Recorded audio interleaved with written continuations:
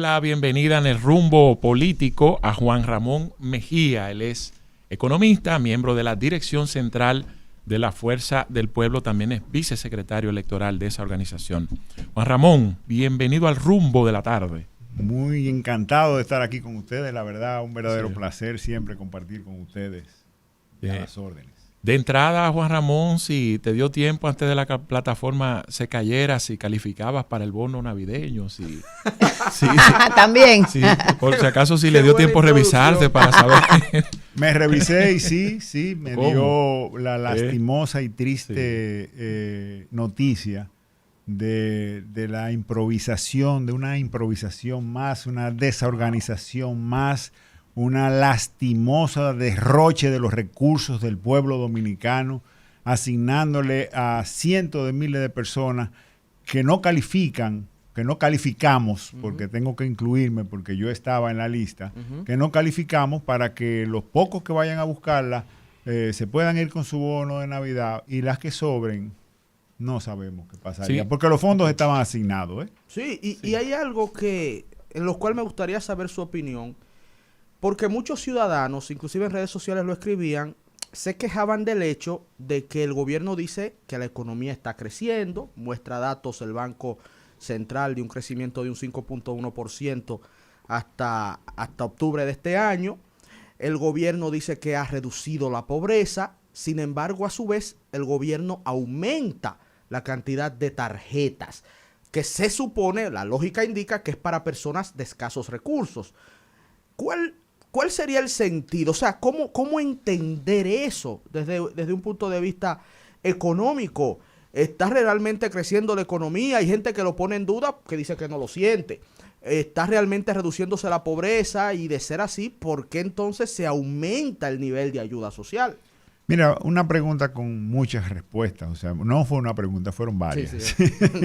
Pero mira, realmente vamos a hablar un poquito del crecimiento económico. La República Dominicana tiene una economía que realmente es resiliente, que es una economía que ha reaccionado y se ha mantenido creciendo constantemente.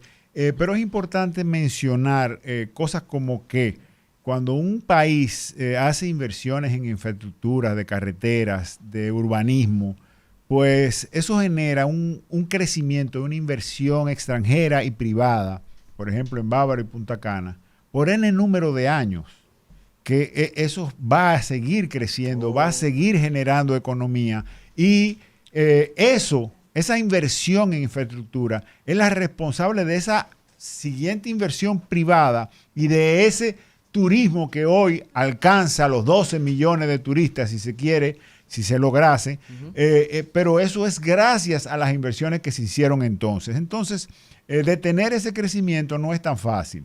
Ahora, también tengo que decir que el crecimiento económico y crecimiento de la riqueza de un país no quiere decir que per cápita seamos más ricos, porque si nuestra población crece a un ritmo más acelerado y si el crecimiento económico está muy concentrado y muy mal distribuido, pues sin duda la pobreza se va a mantener creciendo. Para ponerte un ejemplo, si nosotros tuvimos un crecimiento de un 5% y la población, contando los nacidos y los inmigrantes, superó el 6 o el 7%, per cápita, nosotros somos cada uno de nosotros más pobres. Y no se daría ahí lo que el presidente mencionó en su discurso de Navidad, de que quiere aumentar los ingresos per cápita de 11,000 a 15,000 dólares al año. Y quiero ponerle un ejemplo a la sociedad. Si yo gano 100 y tú ganas 0, per cápita tú y yo ganamos 50. Pero tú no estás comiendo. Ya. Esos son los trucos de la economía, que todo como que los redondea. Sí, tenemos que ver si hay una gran concentración de la riqueza, como de hecho le está viendo en la República Dominicana, y una mala distribución. Eso por ese lado de lo que se refiere al crecimiento y a que no lo sentimos y qué pasa con el crecimiento. Qué mentira que no lo sentimos, porque cuántos empleos se generaron en Bávaro, en Punta Cana, en Terrenas y en otros puntos turísticos. Cuántos los sitios donde no había zona franca, cuando llegan las zonas francas, pues se genera una serie de empleos. Podemos hablar de que la zona franca se llevan todo, criticarle todo lo que tú quieras, pero esa gente salen, comercian, generan empleos directos, empleos indirectos. Definitivamente hay un crecimiento económico y más o menos se siente. Ahora, cuando tú comienzas con las ayudas sociales, a utilizar las ayudas sociales como un mecanismo clientelar, pues tú lo que creas es dependencia. Tú lo que creas es que cada vez más las personas puedan más o menos subsistir con cualquier cosa que hagan y una ayuda que le está dando el gobierno. Y eso trae como consecuencia que cada vez más la gente tenga menos deseo de emprender y que seamos más dependientes del Estado. La idea no es que haya una dependencia del Estado, sino que la economía genere empleos nuevos, que genere desarrollo, que genere nuevas empresas, y eso es lo que no está pasando en la República Dominicana y es lo preocupante. Bueno, con la ausencia de los 122 mil millones de pesos que no se consiguieron con la reforma, ¿qué va a pasar entonces con la economía dominicana en cuanto al crecimiento económico? Porque precisamente este dinero era para impulsar algunos sectores importantes, sobre todo sectores de desarrollo del país. Ya no contamos con ese dinero, la reforma se echó para atrás. ¿Qué pasaría y no tienen de castigo en el país? Mira, definitivamente la República Dominicana está ávida de una reforma fiscal, no tributaria como la que se planteó, porque la que se planteó era una reforma meramente tributaria en el sentido de que solamente miraba hacia los tributos, hacia las recaudaciones, no hacia la distribución ni a la buena inversión de esos recursos. No reducía el déficit porque le buscaron puesto a cada centavo que iba a entrar, no iba a haber una reducción del déficit fiscal de la República Dominicana, o sea que seguiríamos con la carrera de préstamos. Y los préstamos yo no lo quiero satanizar porque en un país en vía de desarrollo no necesariamente es malo endeudarse. Lo que es, ni que usted se endeude, que me está oyendo, o tú que estás al lado mío comunicando aquí, endeudarse no es malo, siempre que cuando tú te endeudes sea para ser más productivo, para poder generar más recursos, para poder pagar esa deuda y algo más. Eso es lo que es interesante. Ahora, cuando tú ves un gobierno que se endeuda continuamente y sin embargo tiene la más baja inversión de capital de la historia de la República Dominicana, que oscila en menos de un 12% en lo que va de su gobierno, eso es preocupante, porque ahí estamos diciendo que estamos endeudándonos para gastos corrientes, lo que nos hemos endeudado, que lo va a pagar esta generación y las futuras generaciones, necesariamente no van a generar un usufructo, como por ejemplo una carretera, que las futuras generaciones probablemente estarán pagando el préstamo, pero la carretera también estarán usándola. Entonces es justo que ayuden a pagar el préstamo. Ahora, sin embargo, para pagar salarios, para pagar bonos navideños mal distribuidos, muy mal distribuidos, no es razonable que se tome prestado. Mucho menos, como el presidente Leonel Fernández ayer en su alocación de Hablando con el Pueblo puntualizó y mostró claramente, mucho menos coger 700 millones de dólares de un avance de un contrato y anunciarle a la República Dominicana, a los ciudadanos dominicanos, la cantidad de obras que se iban a hacer con esos 700 millones de dólares, que por más que tratamos de criticar que se tomara esos recursos y se adelantaran 7 años al vencimiento de un contrato para extenderlo por 37 años más, por más que lo quisimos criticar, pues no lo podíamos criticar con las obras que anunció el presidente.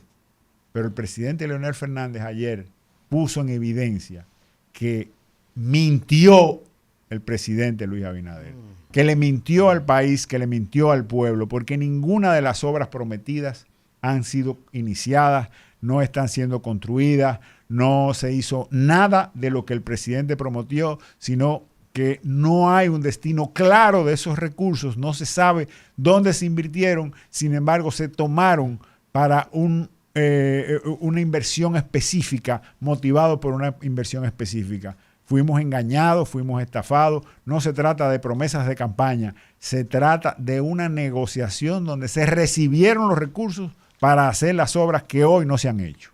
Cuando planteas de bonos navideños mal distribuidos, el gobierno lo justifica, este tipo de estilos de ayudas sociales, en que el pasado lo hacía denigrando la dignidad humana, con enormes filas, la gente cogiendo lucha, calor, empujones y violencia. Como método, ¿qué te parece este nuevo estilo? Extraordinariamente bueno. Sin embargo, es como la reforma fiscal, es lo mismo. La reforma fiscal es indispensable, pero no esa que plantearon. Los bonos navideños son buenos y la forma de darle una tarjeta también son buenas, siempre que no haya que hacer una fila de las 3 de la mañana y se caiga el sistema. Pero, sí, porque entonces está sufriendo lo mismo que si fueran con cajas. Están pasando las mismas penurias, la misma denigración, exactamente están pasando por lo mismo. Pero vamos a suponer que no pasaran por eso mismo. Sería bueno, pero no está habiendo, o sea, están mostrando una ineficiencia. En casi 5 años de gobierno no han podido tener una data limpia de quiénes son las familias que necesitan realmente, no 1.500 pesos, no 3.000 pesos. Porque a mí como oposición no me van a poner en mala con el pueblo a decir que yo estoy en contra de que le den 1.500 pesos. No, yo no estoy en contra. Yo quiero que le den 3.000. De las otras tarjetas, la tarjeta mía que se la asignen a una familia que lo necesiten, de la de Leonel que se la asignen, de la de Hipólito que se la asignen a una familia que real y verdaderamente lo necesite. No a un diputado o a un gobernador o a un regidor que lo que va es... ahí veremos en el supermercado gente pagando con 15, 14 y 16 tarjetas de esa una compra de Navidad. Eso no es lo que queremos. Eso sí es denigrante. Ver a una persona que tenga que sacar de su carrito algunas cosas porque no le dan los recursos y ver a otro pagando con varias tarjetas de bonos. Bueno, a mí me consta que una vez, o sea, el año pasado, personas que recibieron su tarjeta cuando llamaban para confirmar, porque tú la activas con la cédula, ya su cédula la había cogido otra persona. O sea que también son cosas que siguen estando ahí en la nebulosa. Sí, realmente un gobierno con las buenas intenciones, con las ganas de hacer una labor social, lo primero que hubiera hecho no es esperar Navidad. Es como decir que tú vas a arreglar las escuelas en agosto, pero ya van a comenzar las clases, por Dios. Ahora no es el momento de hacer un levantamiento y verificar cuáles son las familias que lo necesitan. Eso debe estar recontrahecho. Esas son la gente que tú la das ayuda social merecida. Claro, y que ese levantamiento no se hace para la Navidad, ese levantamiento se hace de manera continua porque eso es el trabajo que hace el ciudadano. Cuando una familia entra a la línea de bajo de pobreza, hay que ir en auxilio de ella. Un gobierno consciente debe tratar de llevar esa data adecuadamente y poder asistir a esa familia. Cuando el vicepresidente Albuquerque formó la solidaridad, la tarjeta de solidaridad, lo que hizo fue un gran levantamiento y la meta no era extenderla, no era que haya más tarjetas, sino que, como bien usted nos señala, es reducirla, claro, porque la necesidad de ella se haya reducido significativamente gracias a la generación de empleo y al desarrollo del país. Hay un punto que usted mencionaba anteriormente sobre la propuesta de reforma fiscal que tenía el nombre de Ley de Modernización Fiscal. Esa propuesta, usted hablaba de que no era una verdadera reforma fiscal, sino una reforma tributaria. Dígase que atacaba exclusivamente a los impuestos.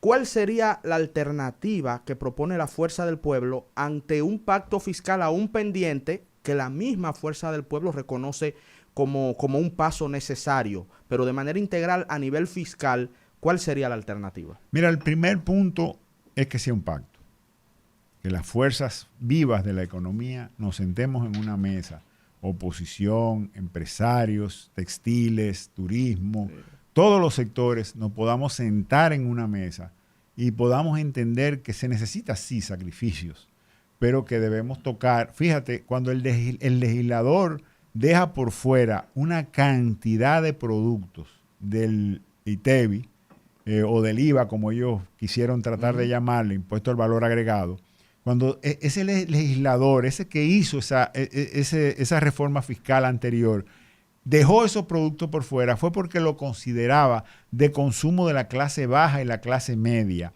Y para proteger la clase media y la clase baja, se excluyeron del ITEVIS esos productos. Incluirlo es darle un golpe en la cara a los más pobres y a la clase media. Y ahí es que está el principal problema, porque una reforma tributaria, una reforma fiscal debe ser progresista, debe cargar más a los que más pueden. Eso por ese sitio. En otro orden, nosotros podemos poner el ejemplo de aquí donde estamos, en el casco central de la ciudad de Santo Domingo. Vemos como de repente se sembró de hoteles, cuando no había apenas hoteles en Santo Domingo. Aquí en el Distrito Nacional apenas estaba el Hotel Naco y en Plaza Naco. Creo que esos eran los únicos 2 hoteles. Y de repente se sembró de hoteles por una ley de exenciones fiscales. Quiere decir que definitivamente esas leyes generan desarrollo, generan empleos. Y me van a decir, pero que no pagan impuestos. En Bávaro y Punta Cana ninguno de esos hoteles pagan impuestos, pero pregúntale al Estado cuánto recaudaba antes de que ellos tuvieran y cuánto recauda hoy con el desarrollo que ha tenido esa ciudad, con lo que se compran en los supermercados, con lo que se compran en los restaurantes, con lo que se compran en 1000 actividades que están ahí, el desarrollo que ha generado eso, los empleos que generan, que pagan impuestos. O sea, es increíble. Es tanto así que el mayor problema migratorio lo tenemos en esa zona. Y no solo eso, yo le digo como político que estuve encargado de la región este en la Secretaría de Asuntos Electorales, que en un pueblo teníamos 200,000 habitantes, sin embargo de esos 200,000, 20,000 votaban, porque todos los demás eran de otro punto del país. Los dominicanos han migrado a Bávaro, a Punta Cana, por el desarrollo. Entonces eso quiere decir que esas extensiones definitivamente generan desarrollo. Y en el caso de la zona franca, sin dudas, la zona franca generan desarrollo y competimos en un entorno internacional que las zonas francas se instalan donde tengan mayores incentivos, que si ganan mucho, que si ganan poco, definitivamente generan muchos empleos, sacan a mucha gente de la pobreza, generan desarrollo, permiten que los padres puedan pagar colegios a sus hijos, que puedan darle el pan de la enseñanza, el pan de cada día. Sin dudas es positivo eso. Y no quiero yo hablar del impuesto al ahorro.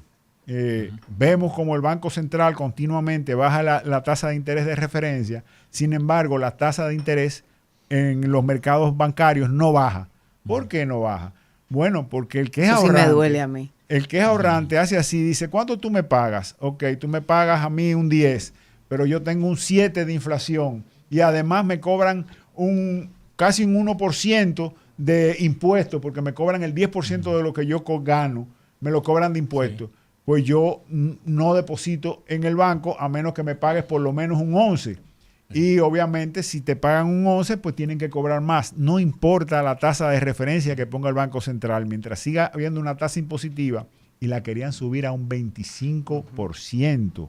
Incluso gente que tiene dinero de su fondo de pensiones precisamente puesto a plazo fijo para que le deje una renta, o cómo tú le vas a cobrar a una persona que ya trabajó, que ya incluso está pagando un impuesto que no necesita, que se lo pudo haber gastado en otra cosa. Sin duda, es una práctica que no se corresponde con lo que debería ser. Y el sector construcción, que es otro de los motores o uno de los principales motores del crecimiento económico de la República Dominicana, y está siendo afectada con la tasa de interés alta. Muestra de eso que el Banco Central, para tratar de salvaguardar esa situación, cada vez que hace liberación del encaje, lo hace para que se le preste a esos sectores de construcción de viviendas de bajo precio,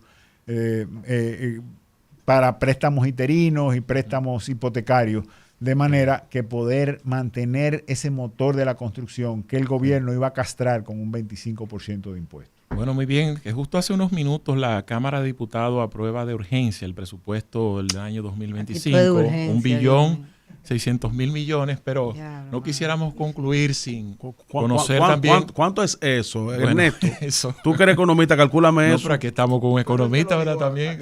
Claro que sí, mire, claro que sí. también, mire, empezó. 1.600.000. O sea, 1.000.000 de Sí. millón, 600 Más 600.000. Sí. Millones. Pero yo esta vez quiero nada más hablar de Mucho dinero. del número 2. Y me refiero, ¿verdad? Aprovechando el dirigente político de la Fuerza del Pueblo para que nos dé su opinión acerca de este match, esta situación que se ha dado entre los propios dirigentes de si el 2028 el candidato es Omar Fernández o es el Ay, padre. señor. Mira, me encanta a mí esa pregunta. Me Sí. gusta mucho que me hagan esa pregunta porque realmente hay algo que hay que definir muy claro. Sin dudas, las pasadas elecciones, las municipales y las presidenciales, mostraron a todos los pueblistas que Leonel Fernández marca muy por encima de la Fuerza del Pueblo. Eso se vio en las votaciones municipales, que quedamos en un pírrico tercer lugar, y cuando salió nuestro gallo, nuestro principal activo, que fue Leonel Fernández como candidato, pues entonces alcanzamos el segundo lugar y quedamos en una mucho mejor posición. Eso quiere decir que Leonel Fernández todavía sigue siendo el principal activo de la Fuerza del Pueblo. Sin dudas, su hijo, Omar Fernández, es una figura que está despertando pasiones en todo el territorio nacional. Pero no le cabe a nadie la menor duda de que el trabajo político que ha hecho Omar Fernández lo ha hecho en el Distrito Nacional, en la ciudad de Santo Domingo, y todavía le quedaría muchísimo por hacer. ¿Por qué? Bueno, porque tú tienes un dirigente en Pedernales, en Puerto Plata, en Ocoa, en cualquiera de los pueblos de República Dominicana, que siente que Leonel Fernández lo conoce y que si Leonel Fernández alcanzara la presidencia, lo tomaría en cuenta. No así con Omar Fernández en este momento. Entonces, es posible que si a una doñita de Elías Piña le ponen una foto de Leonel y una foto de Omar, no reconozca a Omar. Es probable que eso suceda. Entonces, el trabajo político que tiene que hacer Omar, a pesar de que tiene un carisma extraordinario y una muy baja tasa de rechazo, hay que decirlo. Cero. Casi cero. Cero, porque nadie le puede poner defecto a ese muchacho. Hay que decir que en las pasadas elecciones yo conocí, no a uno, no, a muchos PRMistas que me dijeron, yo voy a votar por Luis, pero también voy a votar por Omar. Bueno. O sea que sin duda es una persona que está generando gran simpatía a nivel nacional y es un gran activo de cara al futuro para la Fuerza del Pueblo. ¿Quién va a ser el candidato? Eso lo va a definir el tiempo. Sin dudas, si tengo que contestarlo hoy, diría que Leonel Fernández es nuestro principal activo, es el más conocido, el que tiene más nivel de agradecimiento de la gente, si tú pones a Omar ahora como el líder del partido, es probable que nosotros nos desmembremos, porque en muchos sitios digan, bueno, a mí me conoce más tal dirigente de tal otro partido que Omar. Sin embargo, no pasa así con Leonel. Entonces hay que darle tiempo al tiempo. No podemos ser extemporáneos, no podemos precipitar el crecimiento de Omar Fernández. Mire, usted debería de seguir replicando ese discurso, sí, porque hay situaciones, pero es señores. Que esa es la verdad. Sí, eso claro. Lo que no tiene es cómo rebatirlo. Esa es la verdad. Mire, aquí hay dirigentes en Nagua, en Cabrera, en Samaná, que Omar le cae bien, pero va a decir, ese muchacho a mí no me va a mandar, a mí no me va a dirigir. Exacto. O sea, mi líder es Leonel Fernández. Esa es la realidad, señores. Bueno, muy bien. No pongan cosas en la boca de la gente Perdón, tampoco, señores. Porque ustedes están poniendo cosas en la boca de la gente. ¿Quién ha dicho eso? Pero perdón. Caso todavía hipotético. puedo decir Yo estoy de acuerdo con lo que Sí, usted yo le dice, que hay un agrego tema... algo más. Agréguele algo más, agréguele algo más. Sí. Pudiera ser que yo tenga aspiraciones presidenciales y También. que me pongan a Omar, me están desplazando de golpe y porrazo. No es el caso. No, es un ejemplo. No es el Claro. caso. Pero pudiera haber gente ese que se siente. ese dirigente probablemente lo que quiere es llegar al poder. Y si a ese dirigente le dicen que hay más posibilidades de llegar al poder con Omar que con Leonel, ¿cuál sería la actitud? En un caso hipotético. Esperen Yo que estoy la cosa no azar en la Estoy seguro vida. que hay que Es un caso esperar, hipotético. hay que esperar que pase, pero sin Claro. embargo, sí o sí, Omar tiene que bajar al campo, tiene que visitar a los compañeros, tiene que darse a Buena conocer, exhortación. tiene que definitivamente ganarse esa simpatía, ganarse esa confianza de la gente y seguro que en el 28 o más adelante será un candidato y será un presidente de la República Dominicana. Bueno, muchísimas gracias a Juan Ramón Mejía por estar con nosotros. Gracias a ustedes por la invitación. Gracias, amigo, la verdad, por un venir. placer. Dale, Álvaro.